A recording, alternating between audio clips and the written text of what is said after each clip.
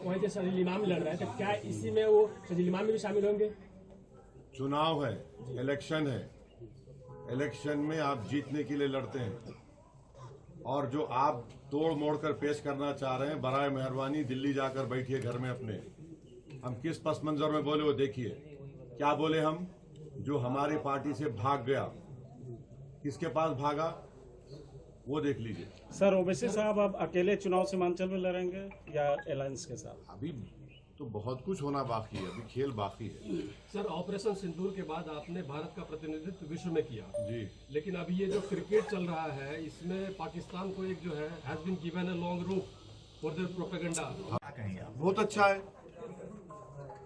आपका नाम क्या है सर? स्मिथ। हाँ, स्मिथ नाम होगा। आई लव स्मिथ में करूंगा। इसमें कौन सा एंटी नेशनल बात है? इसमें कौन सा वायलेंस का प्रमोशन का बात है? जब लव से लव आ रहा है तो उसमें आपको तकलीफ क्यों हो रही है? इसका मतलब आप लव के खिलाफ हैं, आप मोहब्बत को मानते ही नहीं है। वो मुगल आजम का एक गाना था, जिंदाबाद जिंदाबाद मोहब्बत जिंदाबाद, दोबारा प्ले करना पड़ेगा इन लोगों के लिए। देखिए, एक बात प्लीज समझिए, आर्टिकल 25 संविधान में क्या, फ्रीडम ऑफ रिलीजन। अगर मैं जिसमें मुझे मोहब्बत है और मुसलमान उस वक्त तक मुसलमान नहीं होता जब तक कि वो प्रॉफेट मोहम्मद को अल्लाह का आखिरी नबी रसूल ना माने, और उस वक्त तक उसका ईमान मुकम्मल नहीं होता जब तक कि वो दुनिया में तमाम चीज़ ज़्यादा प्रॉफेट मोहम्मद को चाहे।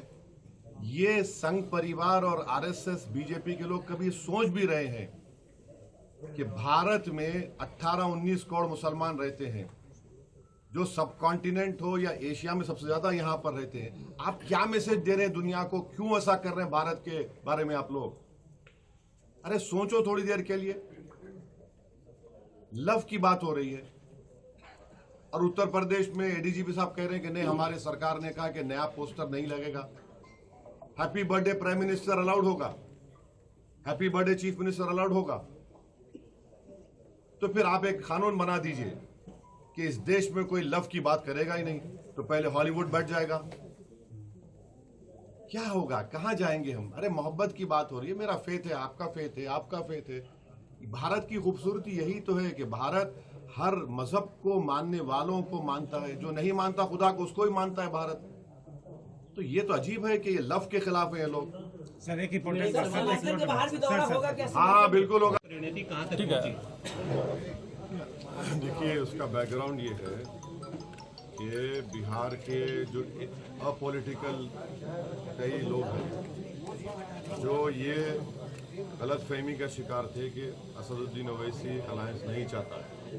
पर्सनली मुझ पर एलिगेशन लगाया गया, तो हमने अख्तर भाई से कहा कि ये लोग ऐसा कह रहे हैं तो आप उनसे ही लिखवा लीजिए, क्या लिख कर देना। तो बोले कि आप लेटर लिख दीजिए। बोले ठीक है, लिखते हैं लालू जी को।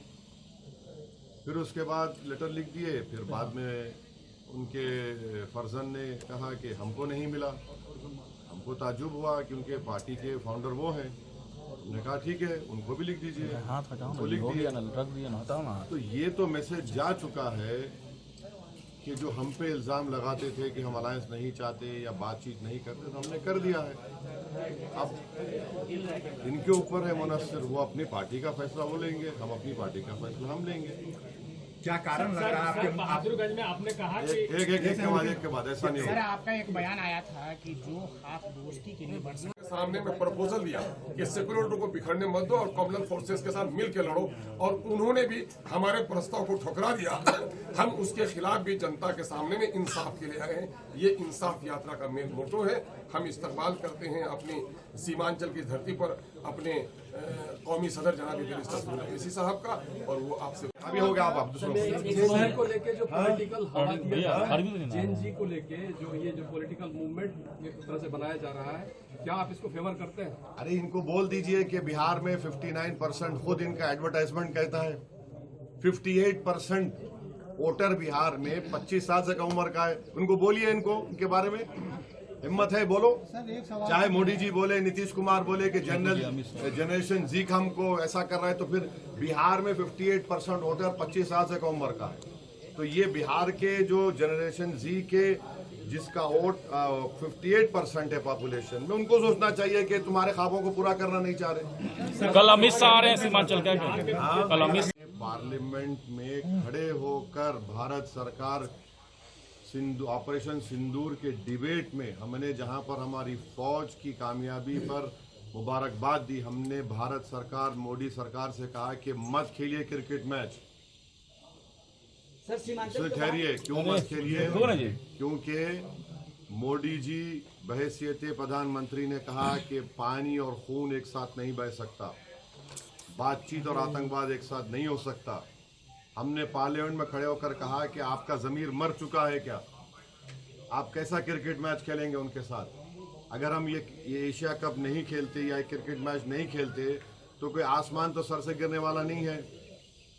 हम जब पानी रोक रहे हैं 80%, और वो पानी का क्या है, Indus water treaty bilateral treaty है, तो बीजेपी जो जस्टिफिकेशन देती है कि हम बायलैटरल नहीं खेल रहे हैं, हम मल्टीलैटरल के, तो पानी क्यों रोक रहे हैं फिर आप?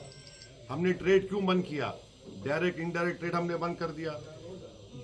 पाकिस्तान के एयरक्राफ्ट हमारे इंडियन एयर स्पेस में नहीं आ सकते, उनकी कश्ती हमारे पानी में नहीं आ सकती।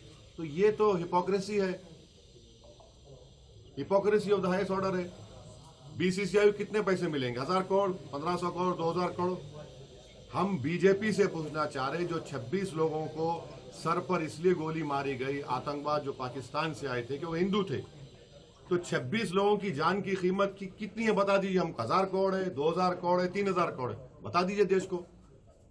सर, सीमांचल में मुसलमानों के साथ और भी जो अकलियती तबका उसके साथ हमेशा नाइंसाफी होती रही है। उस बेटी आपने रोके थे, बीएसएफ आपके पास है, आप होम मिनिस्टर हैं 11 साल से।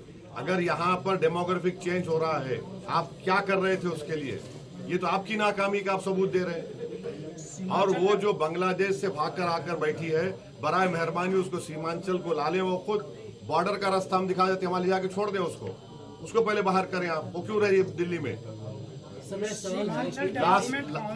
सवाल हम पूछेंगे सर। नहीं, आप फर्स्ट पूछेंगे। नहीं, काउंसिल को लेकर क्या राय है? बराबर होना चाहिए। आर्टिकल 370 हमने तो प्राइवेट मेंबर्स बिल डाला था पार्लियामेंट में, वो अगर आएगा तो सीमांचल का डेवलपमेंट क्या प्रायोरिटी क्या होगी वो काउंसिल डिसाइड करेगा। क्या यहाँ पर आपका मखना का क्या रेट मिल रहा है बताइए?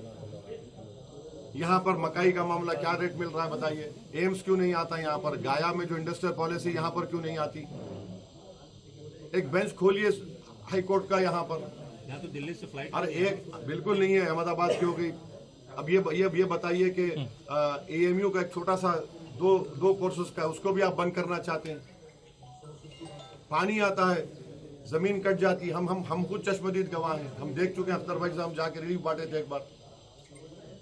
पुल नहीं है, पुल बनता है तो नदी में धंस जाता है। ये इशूज है सीमांचल। Thank you. जब दोस्ती खाद अख्तर उल ईमान ने आगे बढ़ाया है, अगर आप उसको कमजोरी की निशानी समझेंगे तो हमको तो पॉलिटिकल पार्टी है, चुनाव लड़ना पड़ेगा। जब चुनाव लड़ेंगे तो जीतने के लिए लड़ेंगे। हर पार्टी जीतने के लिए लड़ती है ना, दोस्ताना मुकाबला तो नहीं होता। तो मुकाबला होगा, जमहूरियत है, तो हम तो जीतने के लिए मुकाबला करेंगे। क्या कारण लग रहा है आपके मोहब्बत को कबूल नहीं कर रहे तेजस्वी वाला? भाई देखिए, मोहब्बत जो होती है ना, वो नौजवान लड़के लड़की में पिक्चरों में अच्छा लगता है। सियासत में एक तरफा मोहब्बत नहीं हो सकती है, तो नहीं होगी, होगी तो होगी।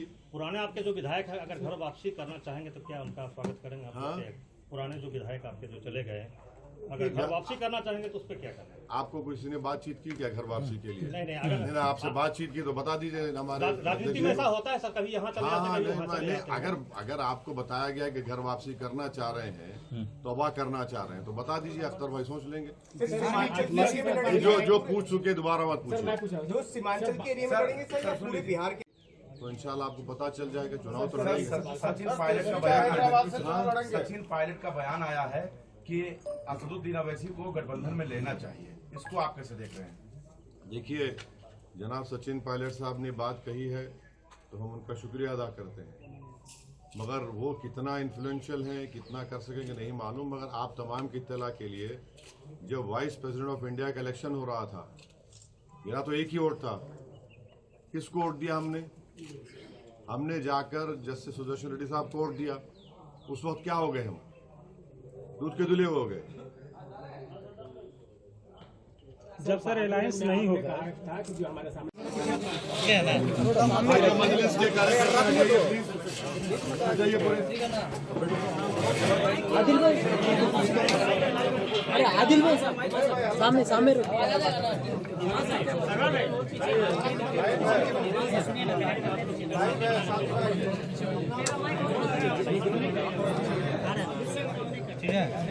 इंसाफी हो रही है। प्रधानमंत्री आए यहाँ पर घुसपैठी का जिक्र कर दिए, यहाँ पर ज्यादा आबादी बढ़ रही है। हम प्रधानमंत्री से एक रिक्वेस्ट करेंगे बड़े ही ह्यूमिलिटी के साथ कि जो आपकी मुंह बोली बहन बांग्लादेश से दिल्ली में आकर बैठी हुई है उसको सीमांचल लाइए। हम प्रधानमंत्री को बताते हैं कहाँ जाता है रास्ता बांग्लादेश का, वहां जाकर छोड़ दीजिए। और प्रधानमंत्री जो है आप जाकर देखिए, बॉर्डर का इलाका जो है आप वहां पर खड़े रहकर देखिए, बांग्लादेश का और दिखता इलाका जहां पर चीन एयर स्ट्रिप बना रहा है उसकी बात ही नहीं करते प्रधानमंत्री। पड़ोस नेपाल में पूरा तख्ता पलट दिया गया उसकी बात ही नहीं करते। कैसे हो गया? हमारे पड़ोस में 2 रिवॉल्यूशंस आ गए, हमको पता ही नहीं है, मगर प्रधानमंत्री को लगता है कि यहां पर सीमांचल में घुसपैठी आ रहे हैं। 65 लाख नाम इलेक्शन कमीशन में जो भी रीजन था निकाल दिए, कौन सा घुसपैठी निकला उस बताओ। तो ये सीमांचल की जनता को बदनाम करने की एक साजिश है, हम इसका कंडेम करते हैं। और सीमांचल की जनता ये जो तोहमत लगाई जा रही है उसका जवाब इस चुनाव में देगी बीजेपी। असद साहब कल काकोरी यानी लखनऊ में जो है अभी बिहार की बात करिए।